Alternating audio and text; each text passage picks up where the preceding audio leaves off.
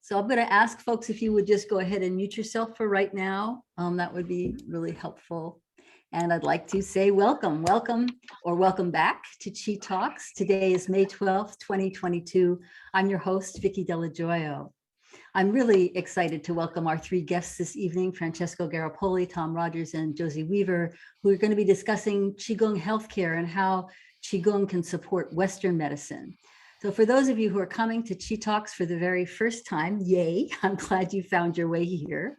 Chi Talks is a free program, and it's sponsored by the National Qigong Association, which is a member-based organization offering education, research, and community for anyone interested in Qigong. And you can join us here on Chi Talks every second Thursday of the month when we invite one or more of our professional members to present their expertise and wisdom with us. That said, while all Chi Talks presenters are professional members of the National Qigong Association, the views, recommendations, and opinions on this program are always those of the guests and don't necessarily reflect any official policy, position, or endorsement of the NQA. Before I introduce this evening's panel, let me introduce Carolina Silva, who is joining us once again at the late night in Portugal, as she's going to be making a few suggestions on how best to view this evening's program. So Carolina, would you come on and talk? Hi, my name is Carolina, and I am your tech support for the evening. To make it more enjoyable, we recommend selecting gallery view and turning off your camera for now. Your video for now by clicking the icon that looks like a little video camera. Once your video is off, if instead of faces now you see a bunch of black boxes with names or photos, you are seeing the non-video participants, and you probably want to hide them. For that, go to the video icon at the bottom of your screen, click the up arrow, select video settings, scroll down a little bit, and check the box that says hide non-video participants. If you are watching from a phone or a tablet. Hey, thank you. Thank you so much, Carolina. Let's get to this evening's show. So let me introduce our panel members. Tonight we have a returning Chi Talks guest. Francesco Garipoli is an internationally recognized senior Qigong and meditation instructor, yoga practitioner, musician, brainwave researcher, author, doctor of divinity, and wellness advocate. Chair Emeritus of the National Qigong Association and Chair of the Qigong Institute, Francesco is featured on award-winning Qigong videos practiced by hundreds of thousands around the world. He offers workshops, online courses, private coaching sessions, and instructor certification programs through the nonprofit Community Awake organization. Josie Weaver is a meditative movement teacher with multiple certifications in Tai Chi and Qigong, yoga, and bodywork, who's developed curriculum at the Institute of Integral Qigong and Tai Chi, and currently teaches Qigong and Tai Chi for chronic pain for both private clients and in clinical settings in the San Francisco Bay Area. She's President Emerita of the Healer Within Foundation, an organization committed to increasing the number of trainers, teachers, and practice leaders of mind-body healing arts. She currently serves as vice president on the board of the Qigong Institute, promoting the scientific understanding of Qigong. And if you attended our conference, our online conference last September, our final panelist, Tom Rogers, who is the president of the Qigong Institute, gave a comprehensive data-based lecture on Qigong healthcare, an amazing lecture, really full of information. Tom is a certified Qigong and Tai Chi teacher. He's co-authored manuals on teaching Qigong and Tai Chi and articles on Qigong standardization, regulation, and legislation. And as president of the Qigong Institute, promotes scientific research on Qigong for medical professionals, scientists, Qigong practitioners and teachers, and policymakers. He's the author of a new ebook, An Introduction to Qigong Healthcare, available through the nonprofit Qigong Institute. We're going to be talking about some of that this evening. So welcome to all three of you. I'm so grateful that you're taking the time to be here. Welcome all of you. And Carolina, can you go ahead and spotlight everybody? So Francesco, let's start with you. As somebody who's been chair of both organizations, the National Qigong Association and the Qigong Institute, could you tell us a little bit about your idea when we were sort of initiating this Chi Talks program, what was your idea about bringing this all together? Thank you, Vicki, and thank you for making this happen. Before we started, you said this was the 94th Chi Talk, and I hope everybody realizes what that means. I mean, that's 94 times pulling together this community and building this community.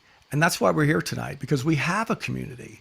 And, you know, there's something so beautiful about that. And for over 20 years, you know, I've been certifying people to be Qigong instructors. And that comes with a big responsibility, because these people go out into their communities teaching Qigong at a variety of venues. And during that same amount of 20 plus years, I've been on the certification committee, volunteering for the National Qigong Association, helping to be the only real national certificating body in the United States for Qigong practitioners and clinicians.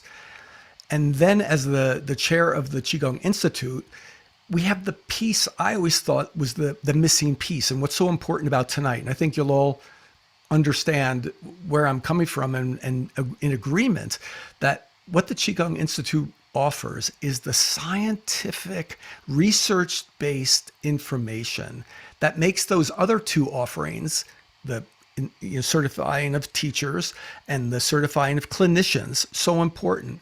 Because even if you are a practitioner of Qigong, right, you just practice on your own, you're in the same category as everyone else, because at some point you have to agree. Someone's going to ask you. It might be a family member, it might be a client, it may be the place you want to teach at. What's this Qigong all about? And it seems so funny to ask that question when you've been practicing for so long. You know, I started this when I was 18. So for me, why do you practice Qigong? Well, it's so in my blood. But you have to remember why we're here together, why you guys are all taking time, why Vicki does this every month, why Caroline's helping, why Tom and Josie are doing this, is because we know a lot of people don't understand the first thing about Qigong, or maybe they have the tiniest piece of it. And when a family member or a client or a venue asks you about Qigong, you better have some information that is mainstream, science-based, tangible. So it's not just, oh, I practice Qigong because I feel so good, right? And a lot of you might say that, like me. You know, Qigong makes you feel great. You know it from personal, empirical place. But why we're together tonight and why this is an important Qi Talk is because you can't just say that and make someone understand your feelings. But when you hear what Tom and Josie have to say and what's in this amazing, cool ebook, remember, we're volunteers. And this book is just to support a nonprofit organization like the National Qigong Association.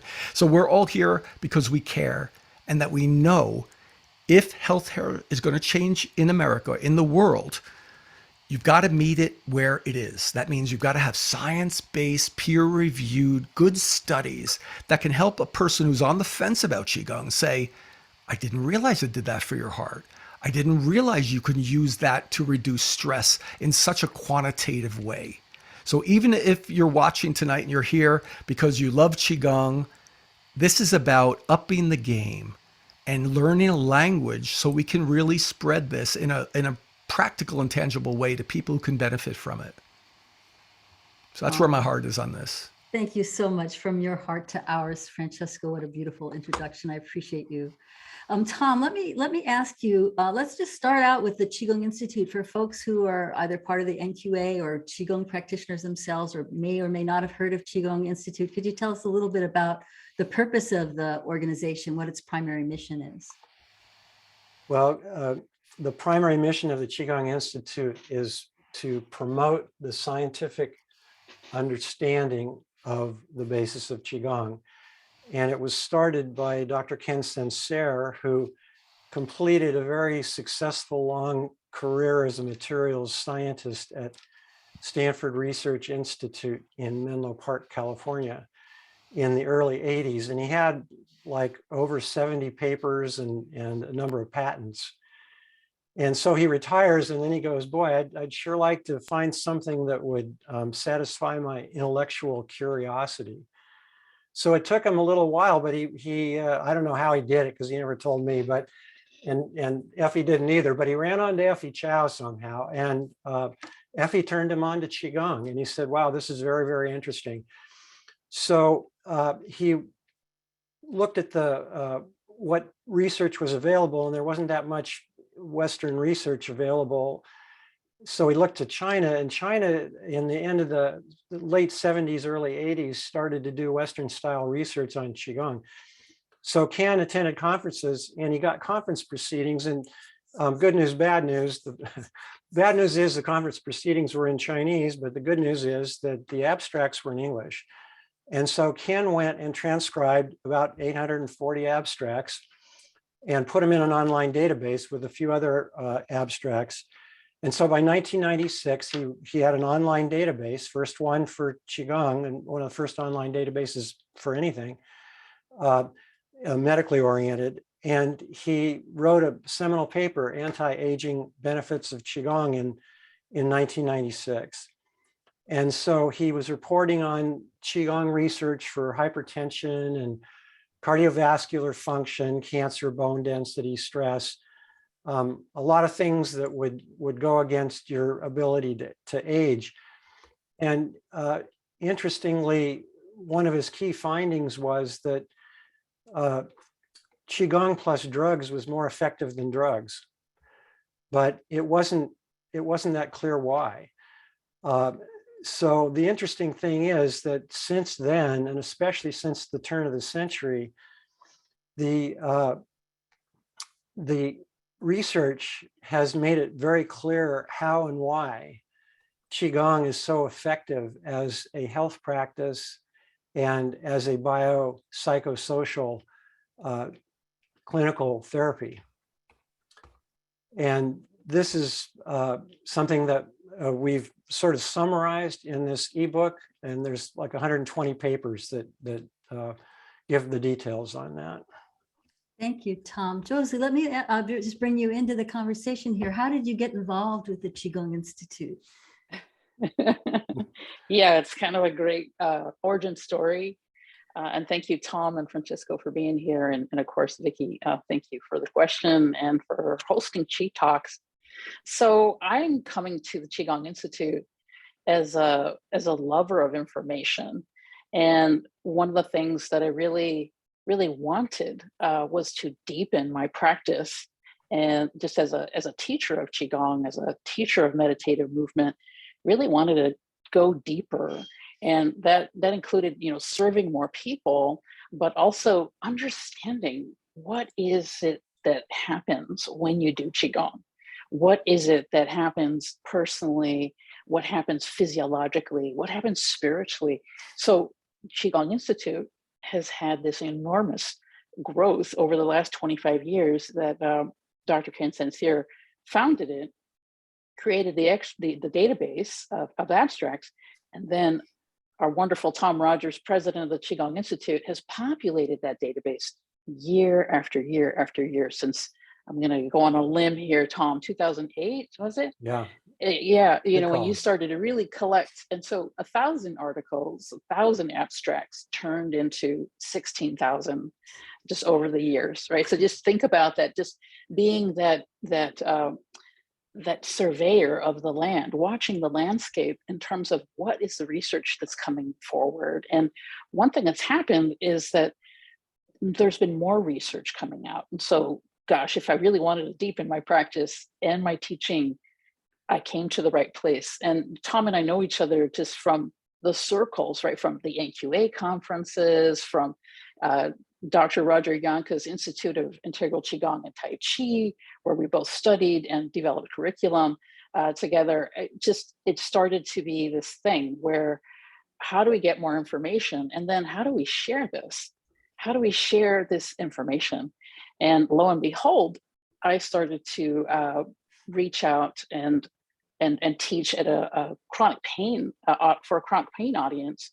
And I was, a little bit scared, about that. Like, I don't know anything about chronic pain. I know Qigong's good for you, but can people in pain do Qigong? And there it is in the database. There's abstracts. There's research that shows that, yes, indeed, Qigong is really good for pain. And in that spirit of moving is actually really good for pain. So that's something that I discovered just in researching and in researching this audience that I just had the grace to be able to work with. And then it just kind of snowballed. I just started to teach more chronic pain, started to really understand what are the essential needs of chronic pain. And there's what we say about pain. If you Google pain, right? If you go even just to Wikipedia, you'll see there's 7 kinds of pain, right? So there's, gastrointestinal, there's musculoskeletal pain. It's a lot of kinds of pain, migraine, it's just a lot. And just how can we actually help and make a difference? And so I actually started working very seriously for pain centers and teaching Qigong in their programs. And they are designed really to bring people back into function. And it just had Qigong written all over it. The programs are called functional restoration programs. That just sounds like Qigong, doesn't it? It's just brilliant. And so I've just been able to amass more information and just work more closely as a result of really getting a really good foundation of the research of Qigong from the Qigong Institute. And so, I've gone on to go train more with Dr. Beth Darnell, who's actually developed mind-body practices. She doesn't call them Qigong, but they're mind-body practices that are just real treatments for pain. And so just like, hey, I'm certified to do that. I'm there. So, it's just been this great journey of being able to really enrich myself as a Qigong practitioner, as a teacher, and as someone who fundamentally wants to share Qigong with others. Just more people doing Qigong. It's just like, I'm getting all teary here, thinking that's a vision that I have, and that's a vision that mentors of mine, they're here in the room, right? Francesco, Tom, Dr. Roger Young is also in the audience. Thank you, Roger, for being here. Who just have really shared that with me. So I'm coming here just really wanting to share more, and that's where this is where you do it. This is how you can do it. This is one of the roads, So that initial part of you that said, I want to deepen my understanding, has now mushroomed into something that has just gone beyond what you initially even imagined, which is kind of how it all works. So I want to bring us back to the actual piece of work that you guys just have completed, this article about Qigong healthcare.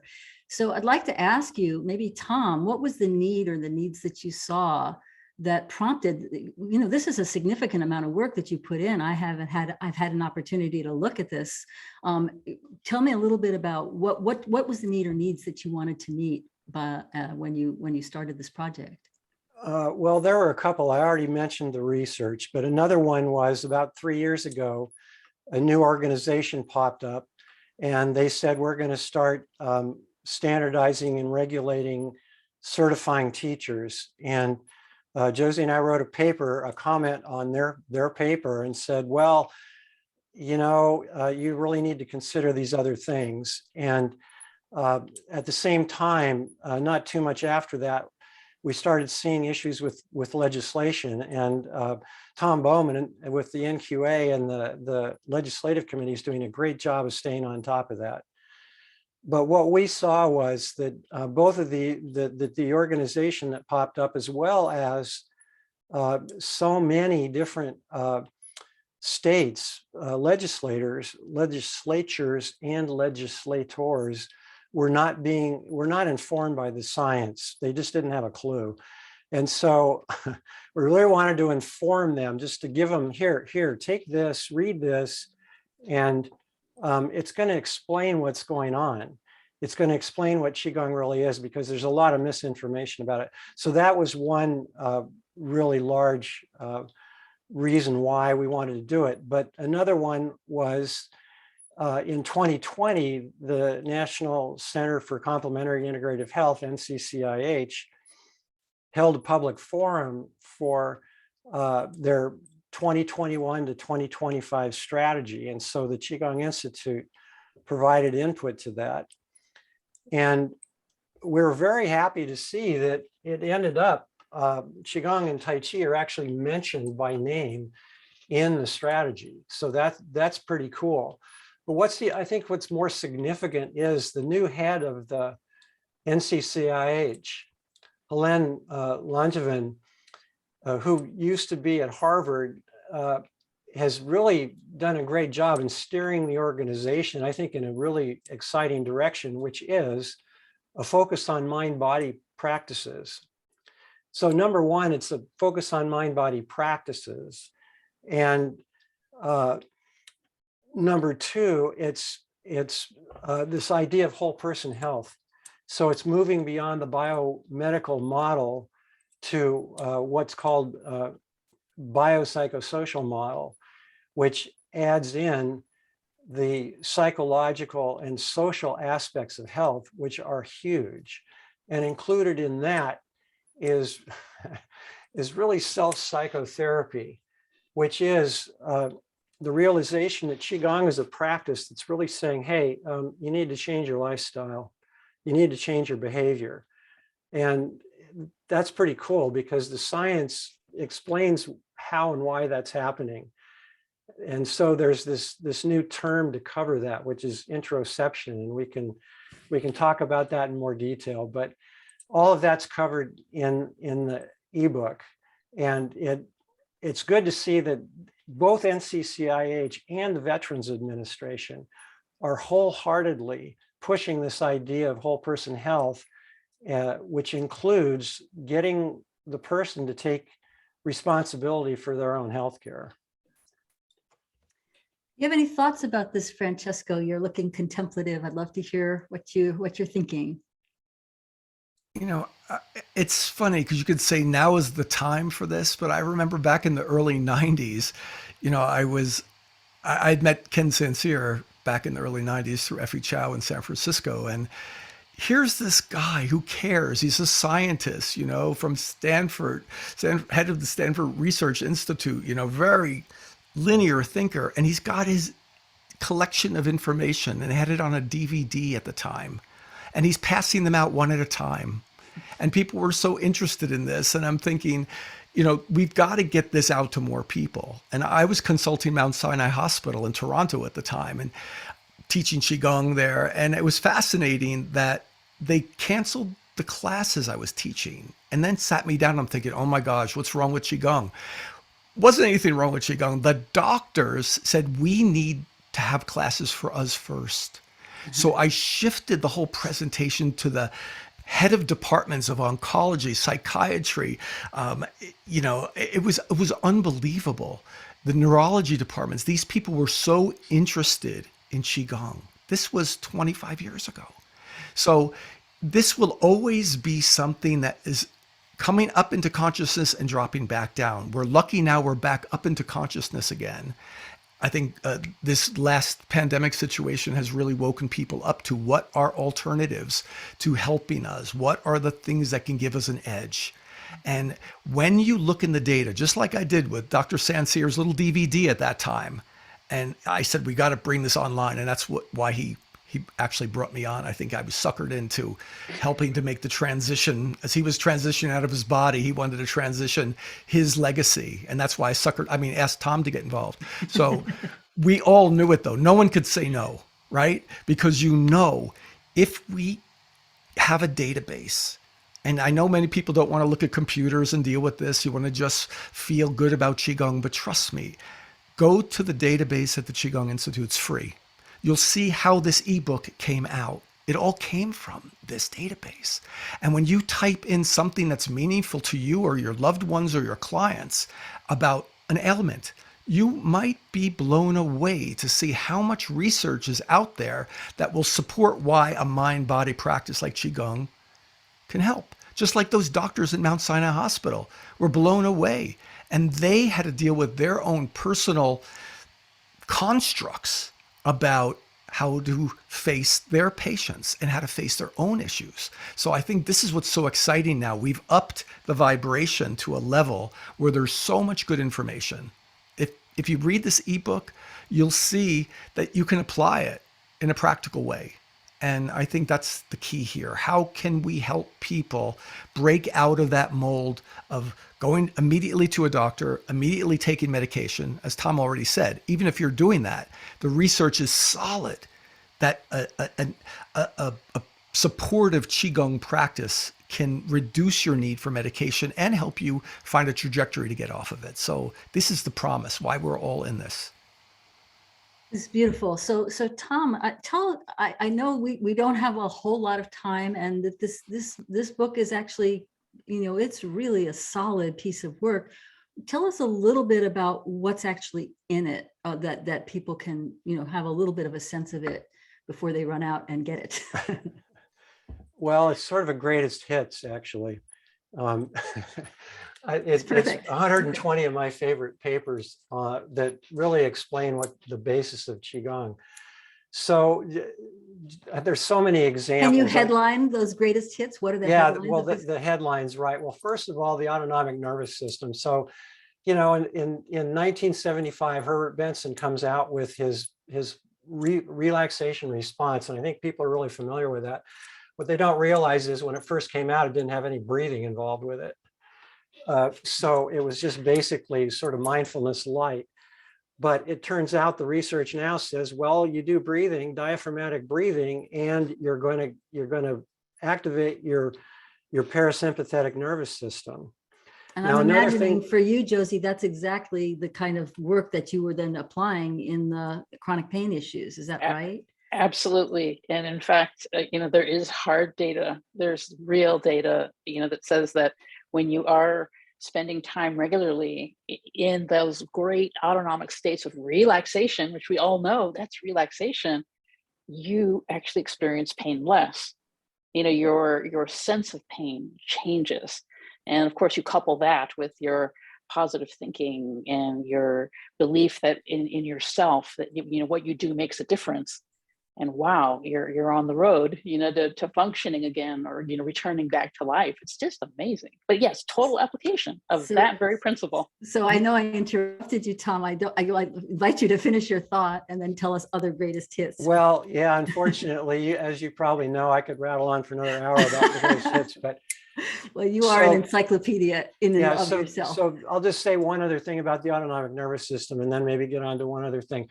So the autonomic nervous system, even in medical schools, is taught as a teeter-totter. So one goes down, the other goes up, and vice versa. Well, I got to thinking about that, and I went, oh, wait a minute. Okay, so here I am. I'm doing my Qigong, and I'm going, rest, digest, parasympathetic.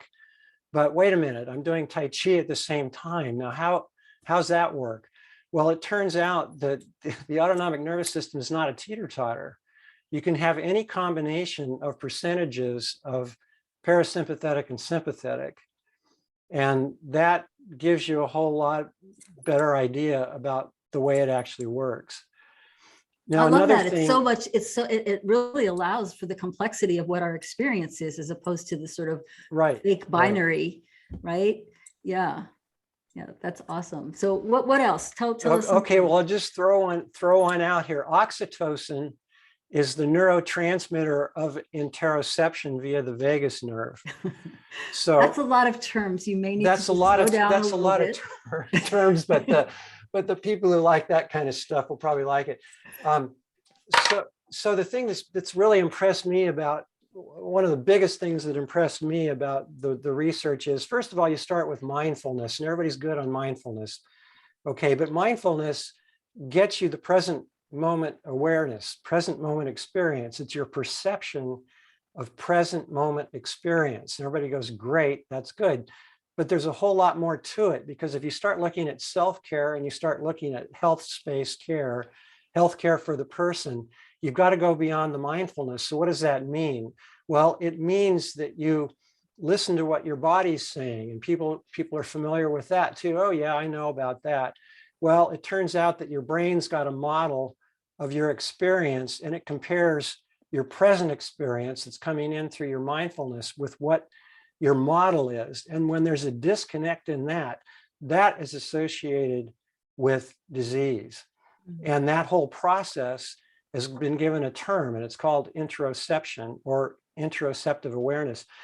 And interoception is very much about what's going on with the vagus nerve. And it turns out the vagus nerve is the nerve that's delivering the parasympathetic nerve impulses to the brain where they can be operated on.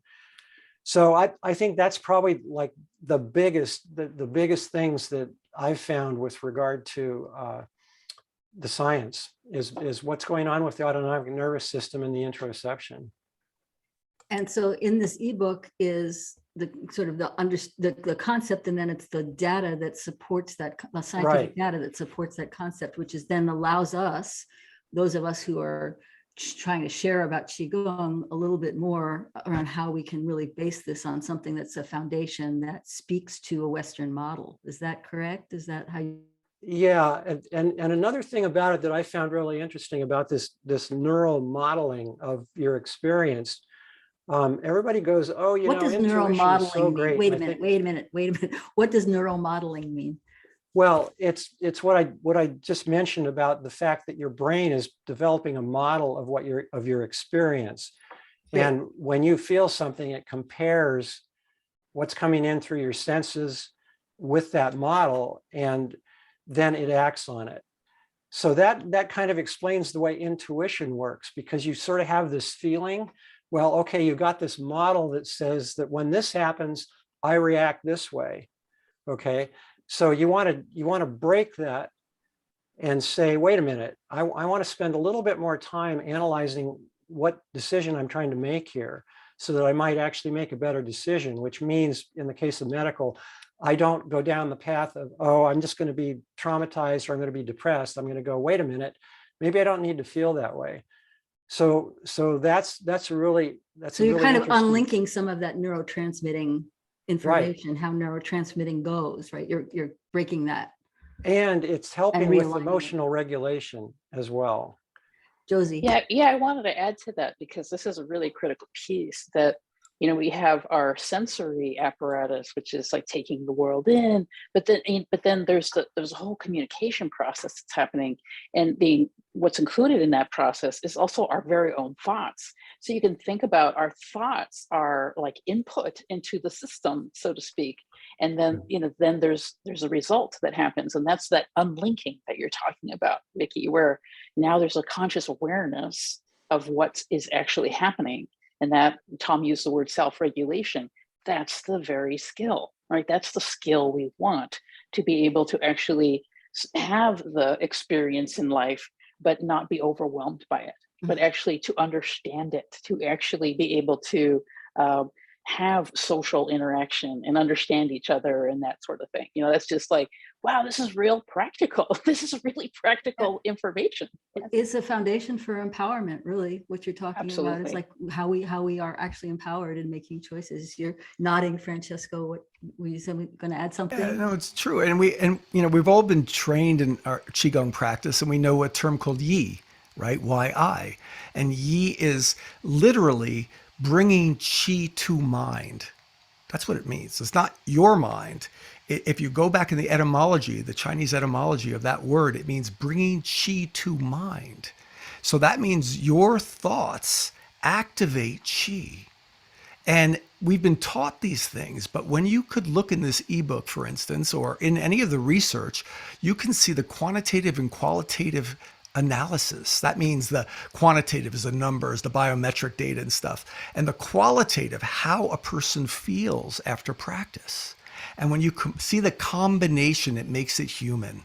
Because when some people want to see what hypercapnia levels are, what's happening with, neurotransmitter numbers, it doesn't sound very personal.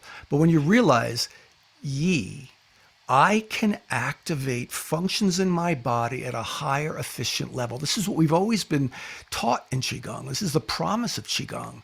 But trust me, every human, including me, who is pretty much out there, I can drop into that intellectual mind and realize that when I secure it at that place, that this is what happens through interoception. This is how I can do deep diaphragmatic breathing, activate my vagus nerve, trigger the sinoatrial nerve in my heart. There's a science behind why I feel good and why I feel better. When you secure that, what happens? You own it. When you own it, you can help another person own it. Why are we doing this?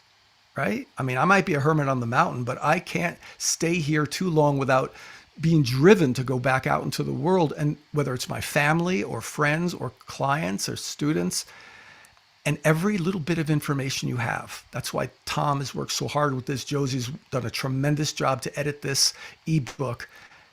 It is the best hits. And it's a good way for somebody who doesn't want to go do the deep dive dig and say, here's some really cool stuff that makes sense of what I already know intuitively.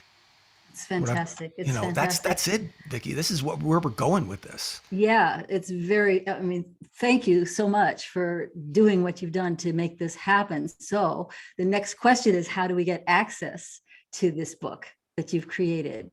So for folks who are, I'm good to go, how do they get that?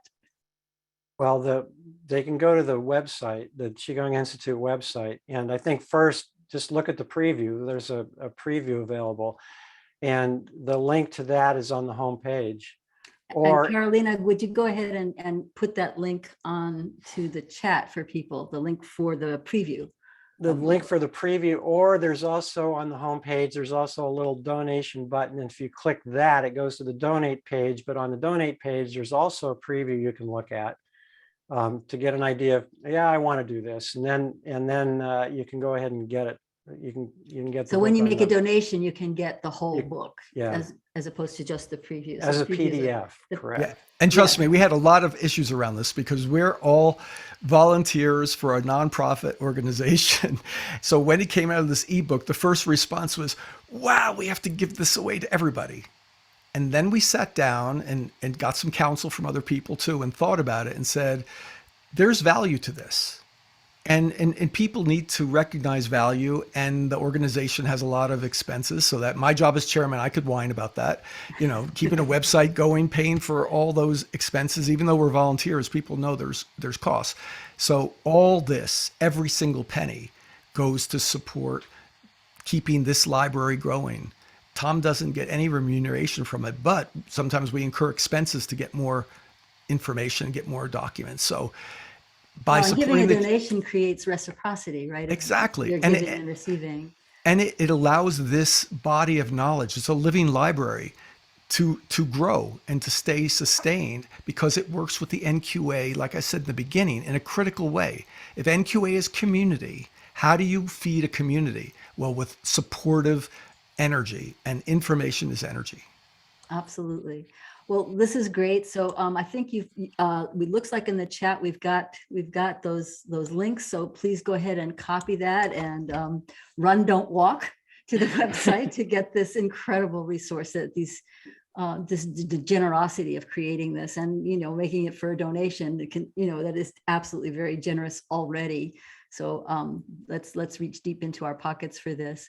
I want to go ahead and open it up if you're willing to. I know we were going to talk a little bit about application, but I think you talked about that some, Josie. So I'm going to go ahead and open it up to folks if you have any questions or comments, because I know there's way more information here and background than we could ever get into in this short hour. But would love to hear from you, your own research maybe you have come across, or anything questions that you have for these generous researchers who are providing this resource that you're going to be able to use in all kinds of ways. You said 120 greatest hits. Is that what you said, Tom?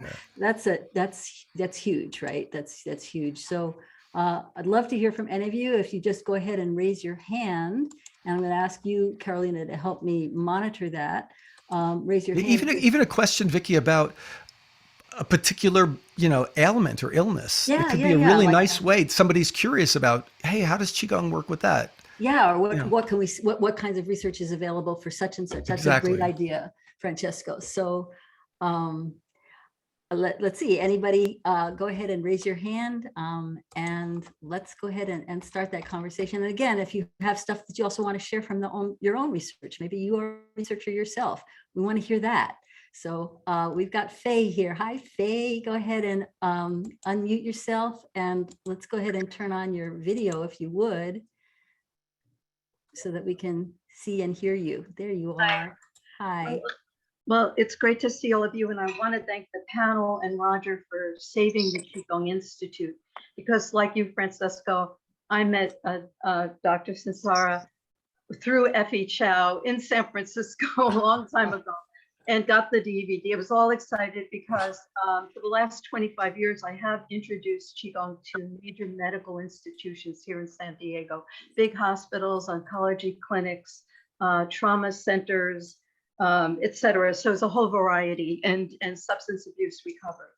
So, so saying that, I thank you, because you're standing on his shoulders. And something that he brought up when I was so excited about the thousands of research, he said, and I said, well, I'm going to bring this to this hospital, you know, to make the case. And he said, well, honestly, only 5 of these are up to certain research standards. So there's a ton of research out there, but when we're in Western medicine with them looking at the eyes through that, and I'm glad that everything's been upped, you know, to those standards since that time. And thank you. So I stand on your shoulders with the work in these medical institutions, the one-to-one.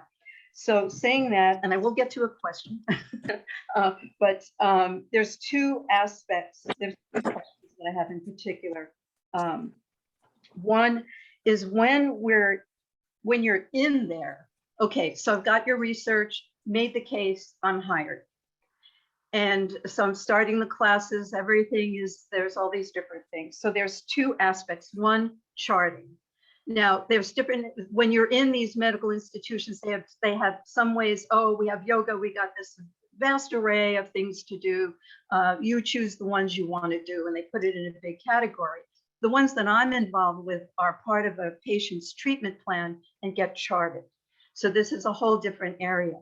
So charting, when you do this charting, this is the medical record, just like anything else that gets put in there, is the codes that are used. There's now the new codes that came out do have a mind-body part of it, you know, to cover these modalities. However, not all institutions use them. So say you're in a pain clinic, because you brought that up quite a bit. So what can you really use to chart that you're dealing with pain? And what I found with my experience, so if the question Faye, I'm going to interrupt you. Is there a question in here? Because I Yes, know the I'm seeing a lot of question people is- with their hands up. I want to be sure that everybody has a chance. I know I can go on too much. I'll make it very quick. I love hearing you, though. The one thing is with the charting. I know this isn't in the weeds, but this helps you with the research, because they can pull these records up. So what coding codes that if you know of any, that's one. And 2, what standard metrics can be used in collecting this data once you're in there and you're dealing with the patients. So that's an in the weeds question. You don't have to answer it if you want, but I'd love an email if you do. The other thing is with artificial intelligence, because you really brought something up. We're going into a next generation of AI that may or may not, but let's say, challenges people's awareness of what reality is, that modifies the senses, which you brought up, Josie, before, which is true. And of course, the interoception as well. So any comments on that? Well, in terms of what metrics, look at Peter Wayne's work. I just look at Maya for an interoception. I think that's a really great place to start. As far as AI goes, ain't there yet. I would just sort of leave that away. If you want to look at it, I don't know what Carl Friston is doing in theoretical neuroscience. It's probably a good place to start. And then Josie's probably got something to say about how people are charging for this stuff. I think the word was charting, not charging. Yeah, so this is the medical records. But Faye, I would love to talk to you about that kind of information. Where I am working, actually, I'm part of a team where the charting is actually done by others. So I'm not responsible for that. But I do communicate with the team a lot about patients and about their progress. And there's always, a medical personnel, a nurse or a doctor available that even has, they can talk, actually monitor someone who is doing Qigong, right? So, so that's where we work very, very closely. But that whole, the codes they're using, I'm really delighted to know that there are mind-body codes. But I'd love to chat with you offline about that. And then the AI question, AI is actually something that I kind of studied, I have a cognitive science degree, so I know what you're talking about. And where it's kind of fitting in with the biology is in modeling, and just to see how does this happen. And it's happened modeling for just disease progression in an individual, just who's got a condition, or a multifactorial condition, or a population as well. So this is where AI is our friend, but I also believe that there's ethics involved that you kind of a little bit hinted about, and that's a big deal, just to really contain that and really keep that very much in that spirit of Qigong, of really being for humanity. So I'm just going to add, have that as a comment there. But let's get in touch, please. I'm going to give you my email in the direct chat, Faye, and then over to you, Francesco, if you have any comments. Yeah, I want to add something important here. In any kind of bridging through modalities and through styles of modalities, we'll say Western medicine versus Eastern holistic medicine, there's going to be challenges if you hit it head on. So in my other hat as a member of the National Qigong Association Certification Committee, we work really hard and recently just announced a new certification level. And this is important. Follow me where we are. It's called Qigong Integrative Practitioner.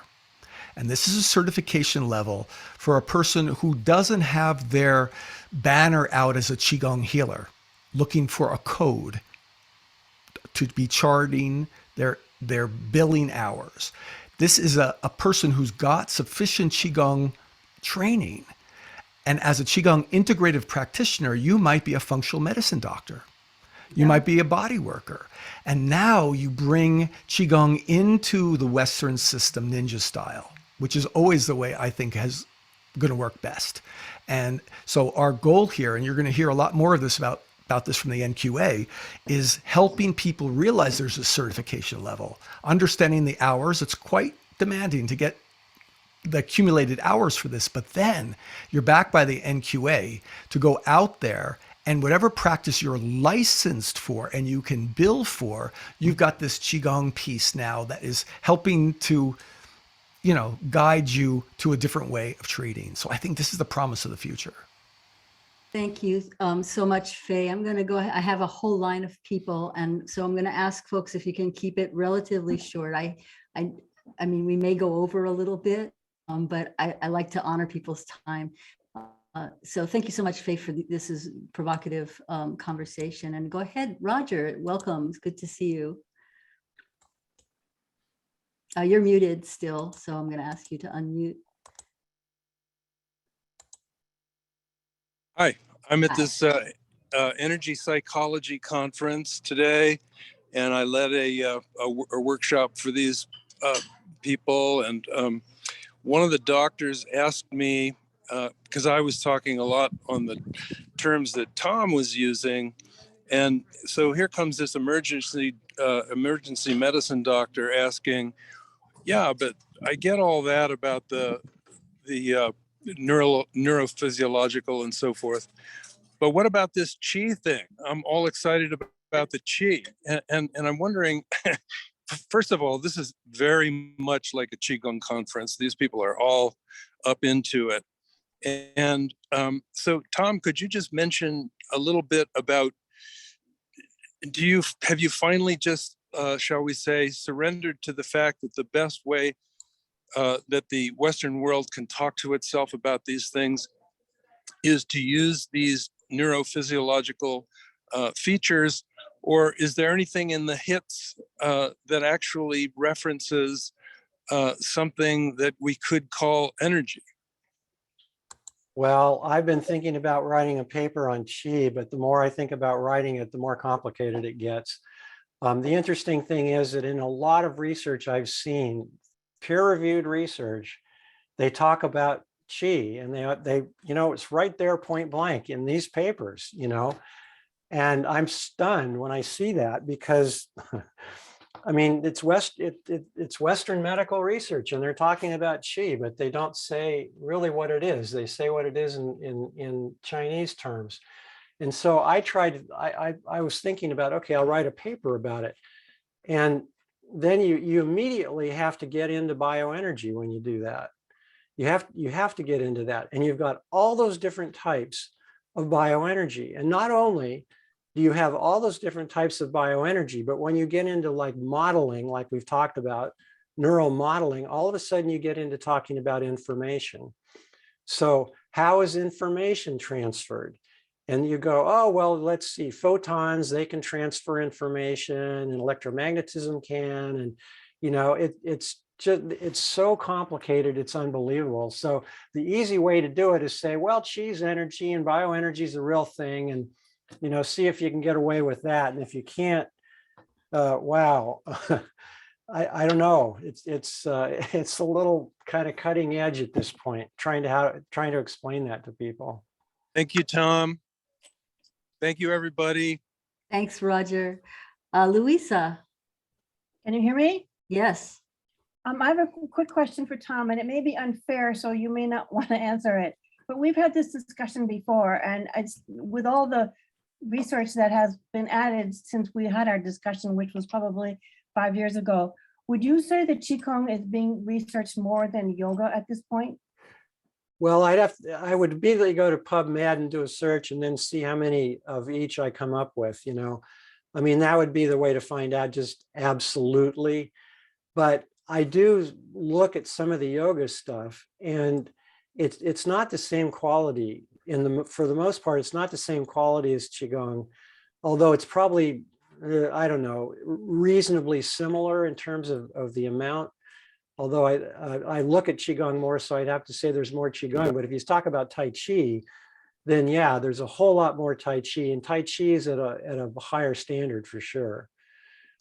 So I think that the Tai Chi research is really up there, but I don't see as much Qigong as I'd like to. And one of the problems is that there's so much research out there that's Qigong, but it's not called Qigong, because you'll have research on breathing.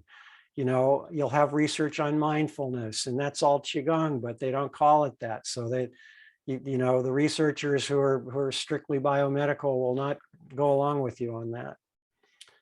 Thank you very much. Thank you, Louisa. Jay Paris, you can go ahead and unmute yourself. Yes. Firstly, I wanted to thank the five of you for enlightening me and all of us about the research database at the Qigong Institute. I'm really excited about this. And secondly, I wanted to just share that I've been doing research with brainwaves and neurofeedback since 1992. And a lot of my studies have been before and after a number of modalities, yoga being one, meditation, but also Qigong. And I can tell you that from my research that the brainwaves definitely alter and after doing Tai Chi or Qigong. And they slip into alpha and theta. It's evidence of the fact that focused, relaxed attention calms the brain waves. And I also work with what I call neurofeedback media, which outputs the data from Qigong or Tai Chi and creates music or animation. And I can tell you that the animation from low frequency brainwaves is smoother, less chaotic, and easier to look at. Whereas and with music, the music becomes calmer and more smooth and coherent. So there is a lot of evidence that I have seen to support the fact that Qigong has positive effects on the body, mind, and spirit, and Thank you. energy. Thank you for That's that cool. contribution. Appreciate you.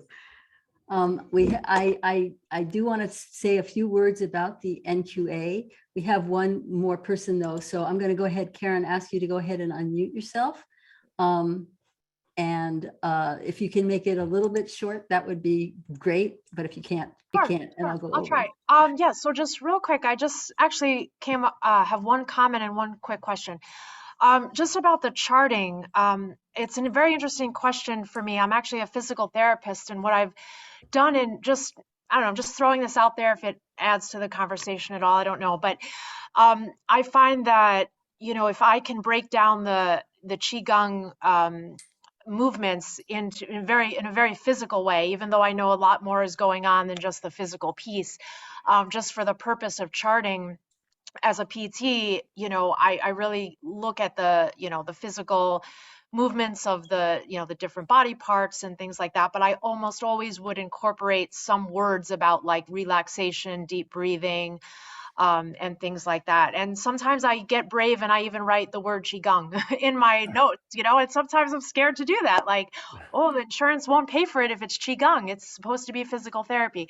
But I do get brave and I do write that. But as long as I sort of spell out, you know, and don't just say Qigong exercises, but I really get into what are the physical components of it. But real quick, my question, I guess, for Tom is, I was really interested in what you talked about with the neuro like remodeling of your experiences, and I get that, and I know that a lot of that is how you change your perception and how you can sort of get out of like a like the more you practice a certain negative thought, you know, it becomes practice makes perfect, right? And so how can we rethink something in a more positive way?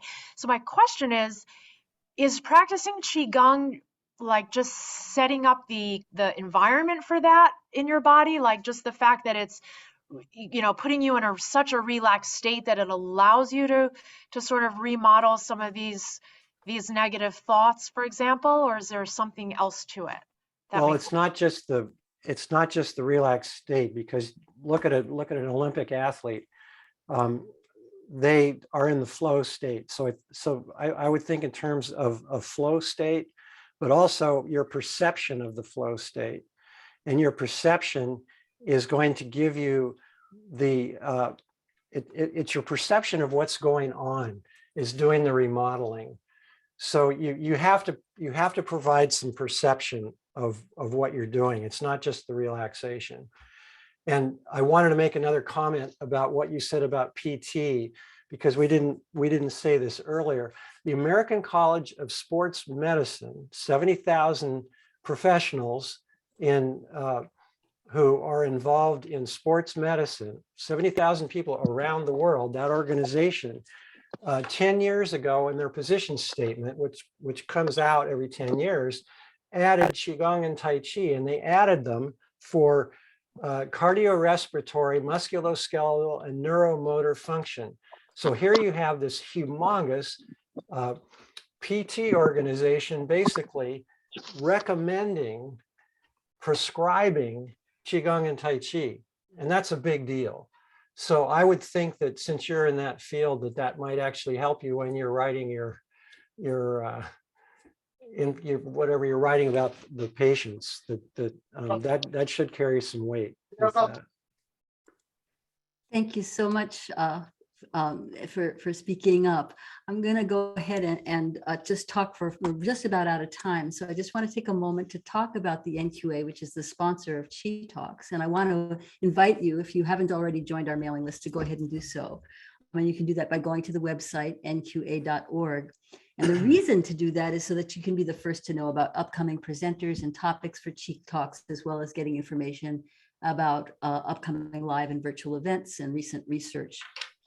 The membership of the National Qigong Association ranges from people who are brand new to Qigong or don't even quite know what Qi, what that word Qi means, all the way to people who have a lifetime of experience, including professional teachers and healers, and really seeks to, part of the diversity of that, that range of understanding about this is part of, to me, of what the strength of the NQA is, because it's diverse perspectives and practices and lineages and belief systems and levels of expertise, which create a forum for exchange. So whether you're a long-term practitioner yourself or a teacher, or even if you work with other energy modalities, or you're simply curious to know more, please consider becoming a member of the organization.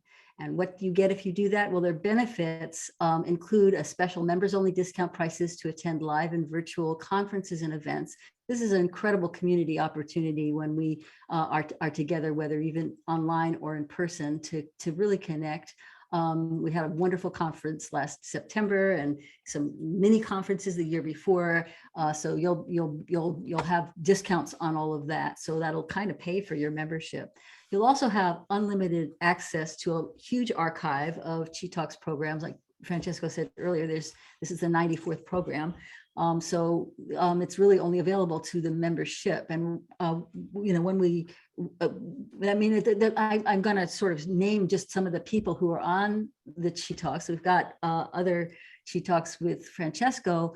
We also have presenters like Chunyi Lin, Tisha Bell, Daisy Lee, Solala Towler, Bill Douglas, Robert Peng, Lorelei Chang, Kimberly Ivy, Damaris Jarbeau, Chunliang Ao Huang. There's so many folks over, you can imagine, over that many Qi Talks that, and we've covered a huge range of topics. So this particular one is really looking specifically at science and how do we apply that in terms of our conversation about what Qigong is and does. But we've had Qigong and meditation, Qigong and spirituality, Qigong and integrative healthcare, Qigong for children, for elders, for people with different physical abilities, for different cognitive abilities, panel discussions on Qigong for veterans, our recent panel on women's approach to Qigong, vast topics. So if you go to the archive, if you're a member, go check out the archive. There's sure to be something that's going to be interesting to you. And the other benefit is if you happen to be a teacher yourself and you're a pro member, you're eligible to be a guest on Qi Talks, because we actually want to help you get the word out about what your perspective is about Qigong. It's a great way to expand your list and to share your wisdom. And I think of it as spreading the Qi. But do know that in order to apply to be on Qi Talks, you do need to be a professional member. And I'm very interested to talk to you if you're interested in doing that. There's basically 3 levels of membership. There's general, practitioner, and professional. The general membership is $45. Practitioners or healers are $100, and professional members are $150. And as always on these calls, I offer a special discount code to you just to thank you for being here. So whether you're renewing your membership or you're joining new, you can get even more money off. And I think these prices are very reasonable for being able to be part of this community and be able to get those discounts to conferences and so forth. I know that this is kind of, we are now over time, 5 minutes, and I know that there's been a lot, and there's also a lot that you haven't said, but are there any final words of wisdom that any of you would like to share before we close for the evening? Well, the only wisdom is if somebody has a further question, then feel free to send me an email, and my contact information is on the Qigong Institute website. And also there was one thing about the number of yoga studies versus Qigong and Tai Chi. And I think if you add up Tai Chi and Qigong and you spell Qigong Baduan Jin also, that it's going to be equal or way more than yoga. So thanks for checking though, Jeremy. Yeah, thank you, Tom, for that. Josie and Francesco, do you have anything you want to add? Josie?